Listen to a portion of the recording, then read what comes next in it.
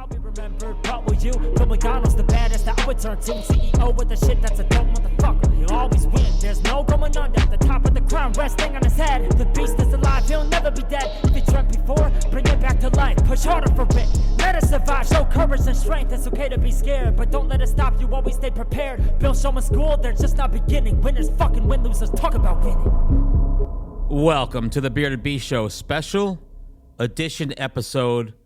Let's try to get my friend Ricky Steele on the line here. Let's see if we can get him. We're calling him now. Let's see if he answers.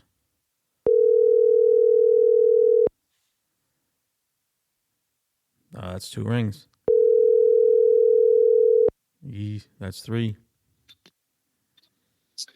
Hello. He answered. Ricky, what's going on? Brother, what's up, man? Hey, what's happening? We're live on the show. We already did the intro. I told everybody I was calling you, so here we are. Right on, dude. Thanks for having me again. What's up, man? How are you? Great. I'm doing good. Hey, I wanted to start with a hypothetical question. Have a little fun before we get into the UFC 287. Oh, by the way, how are you doing? What you got? I'm good, man. I'm good. Just brought home a new baby a couple weeks ago, so we're just settling in. And yeah. How's that going? Oh, amazing. She's perfect in every way. Oh, awesome. Congratulations, my friend. Thank you, brother. All right. What you got? Hypothetical. You ready? Yes, sir. Which famous person's body would you take over if you were a zombie? If I was a zombie, what famous person's body? Shit, man, I'd want to be the biggest, baddest zombie out there, man. So, man, so you Brock Lesnar. I want to be Brock Lesnar as a zombie, dude. Just I was gonna say Francis Ngannou, zombie but... Hulk. Yeah, there you go. Yeah, some around those lines, absolutely. All right, real quick. Remember, we talked last time about Justin Gaethje, right? Yes, sir. Bro, what'd you think? Played out just exactly like we said it would, wasn't it? Man, he did get it's stunned. Just these guys are. He did get impossible, stunned there, man. To be in a fight like that, he got stunned for a second, like froze. Absolutely. I think multiple times, man. I mean, those guys, just watching, it's just unbelievable. The shots they're giving and taking and just standing right there to give and take more. It's like I tell everybody, those are your favorite fighters, man. Those guys are unbelievable. That is fantastic. So did you think he won? Oh, absolutely. Yeah, I thought it was 2-1. I thought it was tied 1-1 going into the third, and Fiziev was absolutely winning the first of the third round, and then Gaethje, man, he just started finding that uppercut, and he just don't quit, but hurting the man and started to pull ahead pretty significantly. I thought it was very, very clear, unanimous for Gaethje. Absolutely. So do you think the damage has something to do with the decision? I do. I mean, yeah, of course, damage overall, number one, scored upon. But, that being said, it's just, I would say off the top of my head, probably the first minute or so, Fiziev was like, oh, man, he's pulling away. He's looking good. Absolutely getting Gaethje. And then, man, a couple of those uppercuts just changed everything. And then he was just starting to pick him apart there towards the end. I don't know if you remember it, but when Buffer did the announcement, it was very odd the way he announced the decision. The whole night actually had a couple of weird deals, if I remember right. But yeah, there was no doubt in my mind Gaethje wasn't winning that one. All right, let's get into it. We're here for you, and I need your picks for UFC 287. It's coming on. Is it on now? Prelims on now? Nope, prelims just started. So okay. Yeah, we just got home from the store. I'm gonna throw some food on and go in and see what's up. All right, man, absolutely amazing fights tonight, huh?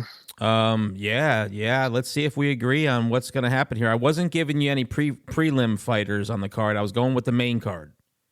All right, main card. So let's see here. We got main event. Of course, man. I love Izzy. I really do. The man's beat him 3 times. It's just sometimes somebody's got your number. I don't know. I want Izzy to win. I'm cheering for him. I wouldn't be surprised if Pereira gets it done again.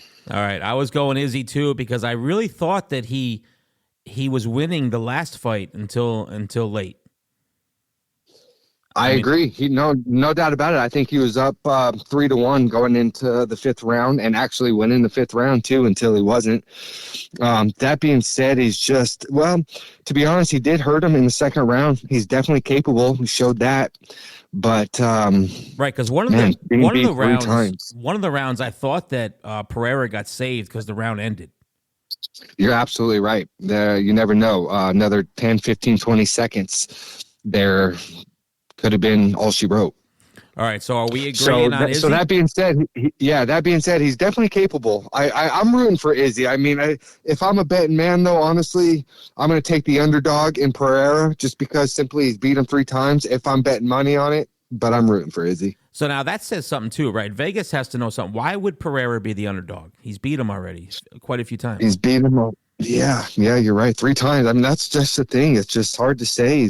He was winning each fight too until he wasn't. But that's the thing. It's 3. One time you can say, yeah, fuck, you just got caught.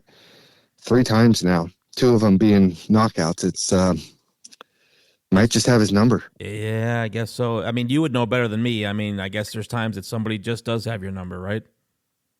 Yeah, it's the truth. All right, what do you got? Gilbert Burns and Jorge Masvidal.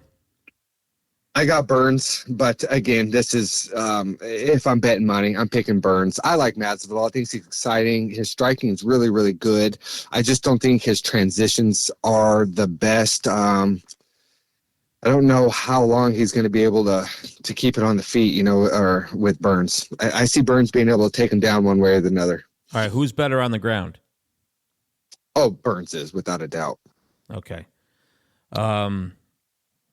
What about Rob Font and Adrian Yanez? I think that's how you say it. This is actually one of the fights I'm looking forward to most. Been obviously watching all these for a long time.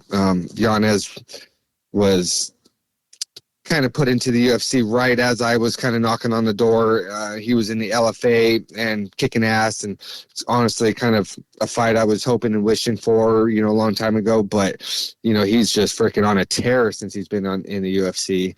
I love to watch him fight. All right, so I love his style. You wanted to fight him? I absolutely wanted to fight him, and only just because there's very few people I would say that like, oh, I'm calling out or want to fight. It's just he happened to be in the LFA just right before I was, kicking ass. He got the call pretty quick, you know what I mean? So there was a point in time when we were trying to find the next fight. He was definitely in the talks, and but like I said, he got a call up and well-deserved call at that, and he's just been freaking kicking ass ever since. So real quick before we go into the other fights, take me back to the time you were on the Ultimate Fighter. Who won that season? Do you remember? Yes, I do. Brad Katona ended up winning. He fights out of SBG Ireland. Super cool dude. Very just game of shit, dude. He's very competitive. Kind of fought with a chip on his shoulder. Nobody really saw him as the winner in that sense, but he had all the confidence in the world. That's what I remember about Brad Katona. So did he go into the UFC? Yes, he did. Kind of crazy. He went to the UFC and he went 2-2 in the UFC, and they let him go. Wow. Which, yeah, very weird.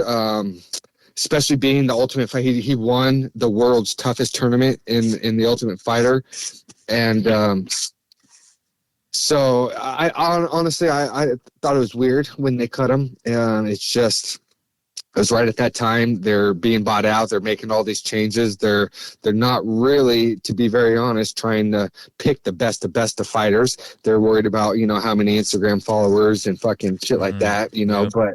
That being said, so this is the story around town is when right now currently they have the Ultimate Fighter going on in Vegas. We know that Conor McGregor came in and is coaching against Chandler. Yep.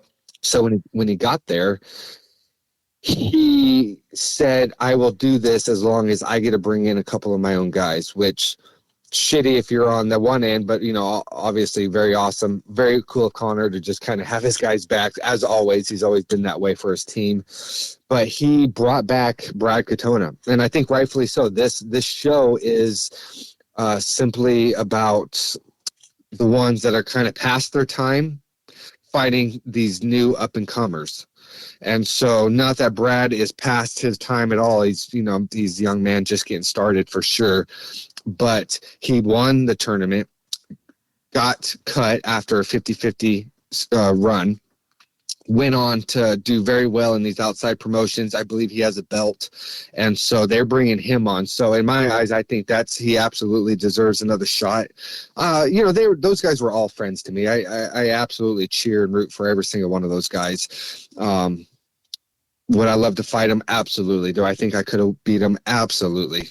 But that's besides the point. They were wonderful gentlemen, and I'm rooting for them all. So I was really excited to see Brad Katona get the call back and get another shot. It's well deserved. All right. Do you believe you'll ever get another shot? Whether it be with the UFC, I don't know.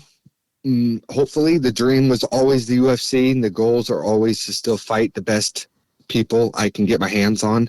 I want to test my skills. I truly do want to test and see where I'm at. I have all the faith in the world in my skills.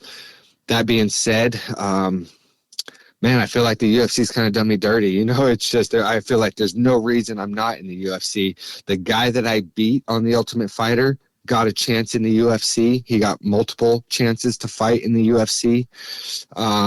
There was one other teammate of mine, Luis Pena, who, as well as I did, broke his foot in his fight. He got the call back and got a chance to fight in the UFC. My first loss was for the LFA world title. That guy that beat me got a call to the UFC, and after he fought his first fight in the UFC, he got banned, suspended for steroids use. And so you're not shitting me when he just comes off a win with me, and then immediately his first fight pops dirty. Yeah. He was the cheater. He's dirty. He was the cheater. So that being said, I've just, and it was a fight I shouldn't have taken. Honestly, I mean, I'd do it again. Of course, I'd have to. You get a call up for a world title fight. You answer. You absolutely fucking give it a go. But that being said, I wasn't training. I was way bigger than I had known. I took the fight. I go home that night. I jump on the scales, and I'm way heavier than I even thought I could be. Like, it was just kind of silly of me. I wasn't training like I should have been. I had 4 weeks to lose 35 pounds, which I did. I made the weight, but I had nothing left for him. So it is what it is. All right. Yeah. Because that has to take a major toll on your body, right? So what do you guys do to cut that much weight in that short period of time? Well, you try not to do it in that short a period of time. That was drastic. If I was normal weight, I absolutely, of course, I take the fight thinking, yeah, I'm up for it. I know I can do this. When I say I didn't know my weight, so this came at a time I lost my dad. 2 months later, I lost my best friend. And then 2 months after that, my twins were born and in the NICU for 2 months. Wow. So that part of the year, or that half a year, was the most craziest, saddest, just my life was just flipped upside down. You know what I mean? And my body, my mind, my hormones, above all else, were just not right. And so I had all this extra weight, and I didn't know it. I still had abs. I felt, whatever. I'm a man. I'm out there where I'm just I didn't know the kind of shape I was. I was just, living one day at a time. I get this call, an opportunity. I'm like, yes, this is exactly what I need. The martial arts have saved my life more than once. Here now I am at my lowest of times, my saddest of times. Like, yes, I need this fight to get back on top of things. And maybe looking back on it, it was God's lesson to me. Like, hey, no, you've got a wonderful life, whether you have this martial arts thing or not. Like, this is just the cherry on top. And it really is. I'm truly blessed. I have the best life, family, business, you name it. Right. And so the martial arts has truly just been just one of the best parts of my whole entire life, and getting to even do this is such a blessing. But that being said, I took that fight thinking like, yes, I have to do this to be happy again.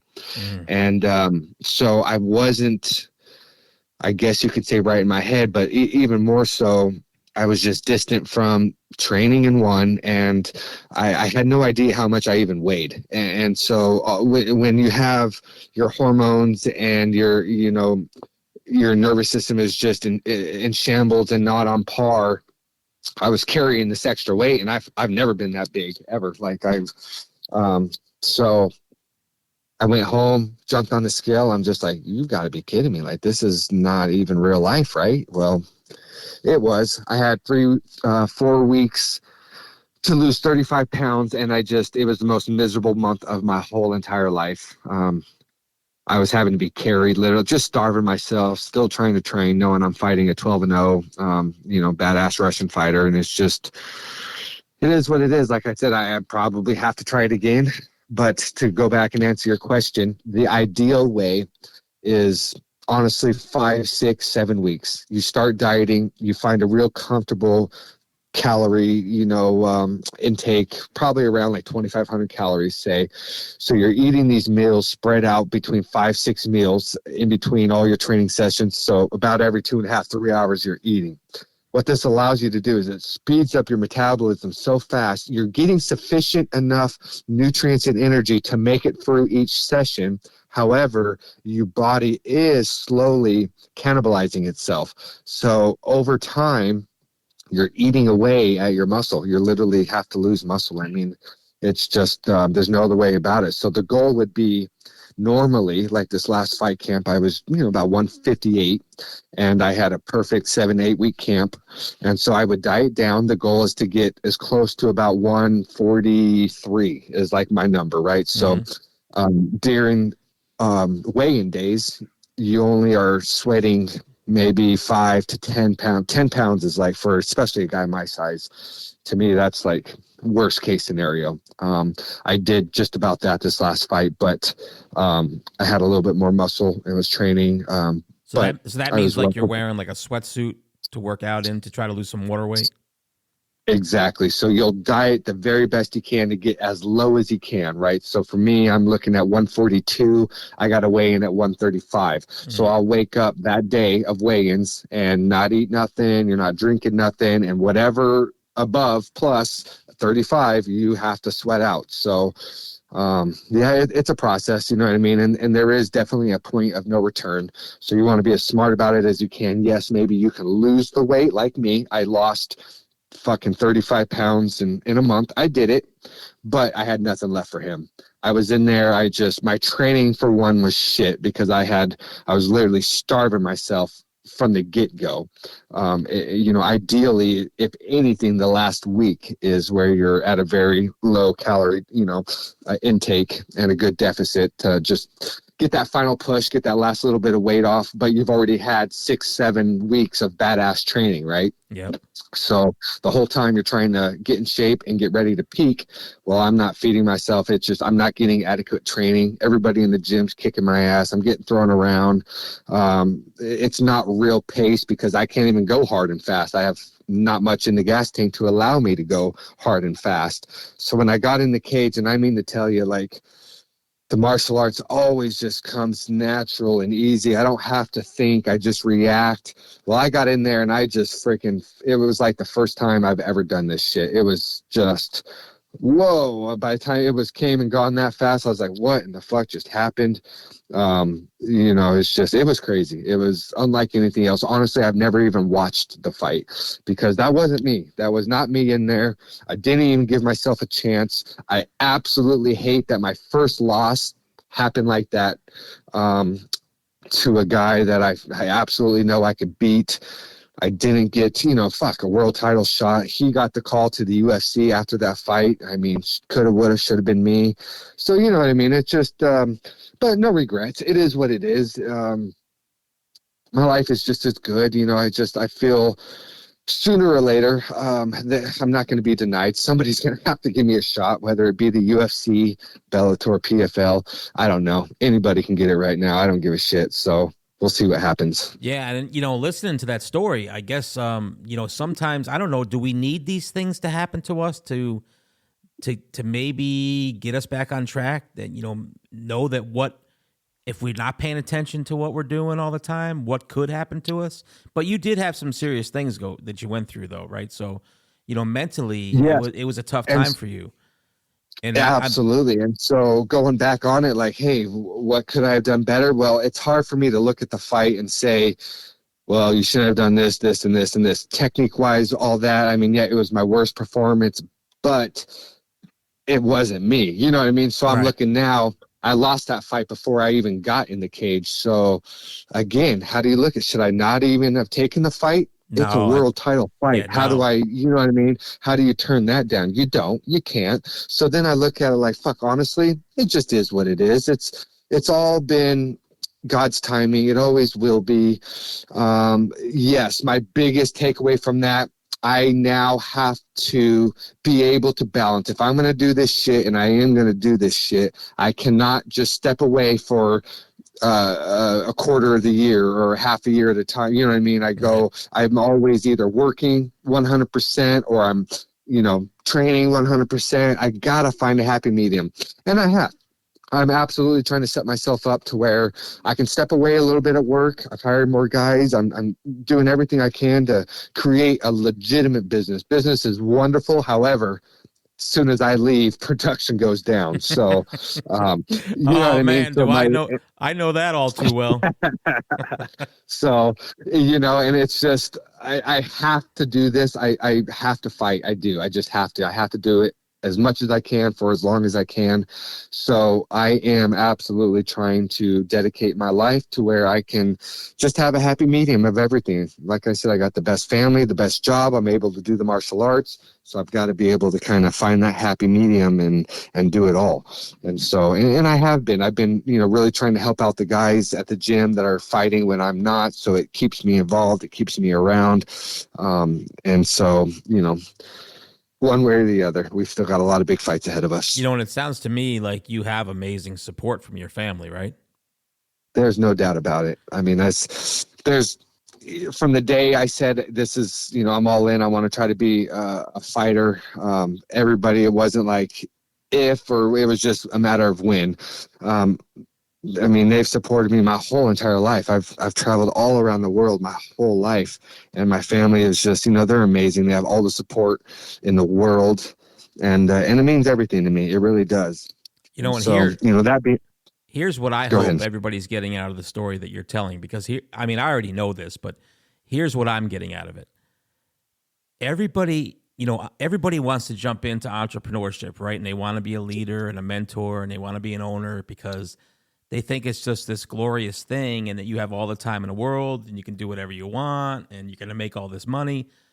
Right. But that might happen. So far from the truth. That might happen at some point. But they always see the end result, right? Because I always get it must be nice to have that Porsche, must be nice to have that house, must be nice to have the things 100%. That you have, right? Yeah, but nobody fucking saw what it took to get there. So listening 100%. To your story, I hope everybody's understanding, listening to, here's a guy that was fought in the Ultimate Fighter. He fights. You run a paving company. You have a family. You just had a baby. I hope everybody can understand that don't always look at the end result. You need to understand what the processes and the middle and the beginning. That's how you get to the end. I hope they're paying attention to what you're saying and listening to everything that you had to go through. Even in your darkest moments and the things that you went through, you got in that cage and you did what you had to do. Regardless if you won. Absolutely. Doesn't matter if you won. Absolutely. Now, and you second guess the decision sometimes, but to me, doesn't matter if you won. You still did what it takes to get to where you want to go. Well, thank you, brother. Thank you. And it absolutely is the journey, right? I mean, yeah. Just like you said, you want all the money? Well, guess what? Fucking buckle up because you got a lot of work to do. You know what I'm saying? And you either one or two, you either drive yourself mad, you waste your life away, and you get all this money. Now all of a sudden it's like, oh, well, I'm still fucking not happy. Like, what the hell? I have all the money, right? Well, same with the fighting and all that. Obviously, that's the end goal and the dreams and all that. But I truly just enjoy doing the martial arts. I truly enjoy the practice. I enjoy pushing myself. I enjoy just fighting in general. You know what I mean? So, again, it's kind of, I feel like I've prayed and I've thanked God so many times, like, for the martial arts and this and that. And even after I felt I got screwed with the Ultimate Fighter, this and that, I said, you know what? Here's my chance to prove to you, dear God, that I truly mean it when I say, I thank you for this all. I thank you for this. I'm not sour about fucking the UFC, whatever. I don't give a shit. I am enjoying myself. I am so blessed and thankful that I get to do this each and every single day. You know what I mean? And so, yeah, absolutely. It's the journey. You've got to do something you love to do, have dreams, have goals. But if it truly isn't something you're willing to waste your life away, and I say waste as in you're going to do something one way or the other, so why not make it something you love? 100%. And that's what I admire about you, right? Is regardless of the outcome, you still consider yourself blessed to be able to do what you do. Yes, sir. So you love Absolutely. the journey. You've embraced the journey, and that's what everybody needs to understand. I wish everybody would just stop focusing on the money. I've often told so many people that's where you get lost. You need to love the journey, love the process. The money will come. I got to be honest with you. I got to be honest with you. That's one of the easiest things to obtain if you do the process correctly. You're absolutely right. When you just focus on it every day, you're not doing the process correctly, and it'll be you won't obtain it. It'll be the hardest thing that you ever tried to accomplish. Yep, you're always going to be chasing. Yep. Absolutely. I just wish I hope everybody listening to this can understand and listen to what you said, and they just need to stop chasing the wrong thing. You know, like you said, you're blessed. You have a great life. If Ricky Steele never makes it back to the UFC, look at your life. Amen, brother. Right? It's not one that you would throw away because you didn't make it to the UFC. Exactly. Yes, sir. All right, let's jump back to Kevin Holland, and I'm not really sure how to say this other guy's name. Santiago. Yeah, there you go. Ponzinibbio, yeah. Who you got? Dude, this fight right here is another one that's going to be, I think, fireworks. Ponzinibbio, he's kind of crazy and wild, and we know Kevin Holland, he's always down to scrap, you know. So I think this one's going to be exciting fireworks. I'm going with Holland. But again, this whole card, very entertaining. And then, of course, the young buck, Roses Jr. How could you not be, you know what I mean? Whether you like him or not, it's one of those deals you've got to watch. You're going to be entertained. He's the youngest kid in the UFC. He's got a great style. He's a very good grappler. He's very aggressive. I think it's only going to get him so far. You know what I mean? But that being said, who gives a shit? It's going to be fun to watch. I can't wait. Have you heard of this other guy? Is he any good? I have not. And so that just makes me think, I mean, dude, okay, let's put it like this. Roses Jr. is starting off the main card. Yep. When we have Gastelum, right? Yep. A former title challenger. Like, Gastelum is great. Everybody loves Gastelum. I mean, it's honestly kind of an insult that Gastelum is on the prelims and Roses Jr. is starting us off on the main card. So what that tells us, he's definitely got the UFC hype train behind him. I think I don't know, but more than likely this is a hand-picked fight. Very good matchup for Roses Jr. Yep. So we've seen him do it again over and over. So I mean, regardless if we like him, I guess Dana White does know how to run a business, right? You know, I mean, it is a business. It's entertainment at the end of the day. So, and people like the idea. I mean, again, me too. I as just a fan of the sport, as me just wanting to sit back with a drink and be entertained. Hell yeah, I'm looking forward to it. But again, as a fighter, when I'm really talking about like the art and our sport as a whole, it's just kind of sad that this circus show kind of still somehow gets mixed up one way or the other with this shit, that it plays hand in hand still so much with this, you know, entertainment aspect of it. I mean, because, like, goddamn, there might even get more entertainment aspect of it now they joined with the WWE. That's what I'm afraid of. I hope it doesn't go that route, but I mean, we know that, you know, I was never a big fan of Sean O'Malley, so, you know, he had a big hype train too, right? And right, I thought that he kind of floated his way right up to the top. Exactly my point. Well, he did. I mean, he had the UFC's backing, and so like that. Sean O'Malley didn't fight fucking anybody until just recently, you know what I mean? And right. I do think he lost his fight against Jan. I thought he did too. I absolutely think he lost. Yeah, I absolutely think he lost it. Now, like, legitimately, they're going to let him sit out over a year just to wait for the next title fight. When there's people like Corey Sandhagen, and it's just crazy to me. But The same with like Paddy Pimblett, right? the same with Paddy Pimblett. I mean, there's a couple. It's You know, like when the UFC. I had someone actually telling me that Paddy could beat Gaethje. Holy smokes! No way! No way! Could you imagine that fight? Yeah, no way is that happening. But as soon as the UFC got bought out and became this billion-dollar business, I mean, right away, that's when we saw stupid shit like the BMF belt being made up and presented by The Rock with 2 fighters that weren't even in the top 5. Like, what the fuck? Yep. You know what I mean? The hell is this shit? But it's money, it's entertainment, you know. So I guess it's just the business. It's the nature of the business. So. Yeah, it is. Unfortunately, it will be fun to sit back and just chill out and relax, though, and watch it. I look forward to it. I do love these nights. So we get you back for UFC 288, right? Absolutely, brother. All right. So I named these episodes "Getting Real with Ricky Steele." Hell yeah. I like it. That has a really nice ring to it. So we're going to lock it in. We're going to get you on maybe a few hours before every pay-per-view. What do you think? I would love it. Let's do that, brother. All right, brother. I appreciate your time. Enjoy those. Hey, quick question. How's your wife doing?